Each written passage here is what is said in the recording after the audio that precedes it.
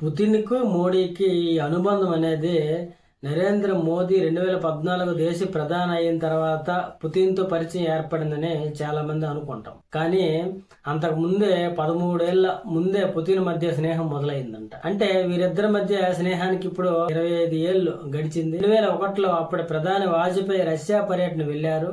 వాజ్పేయి వెంట అప్పుడు గుజరాత్ ప్రధానిగా ఉన్న నరేంద్ర మోదీ కూడా రష్యా వెళ్లారు. అప్పుడు తొలిసారి పుతిన్ వాజ్పేయి మధ్య స్నేహం మొదలైంది. అప్పటికి మోదీ అంతర్జాతీయ స్థాయిలో ఓ చిన్న నాయకుడు అయినా ఆయన పట్ల పుతిన్ ఎంతో ఆదరణ గౌరవం చూపించారట. ఈ విషయాన్ని గతంలో మోడీ అనేక సార్లు వెల్లడించారు. నేను ఓ చిన్న రాష్ట్రానికి ప్రతినిధి అని తెలిసిన పుతిన్ నన్ను ఎంతో గౌరవంగా చూసుకున్నారు.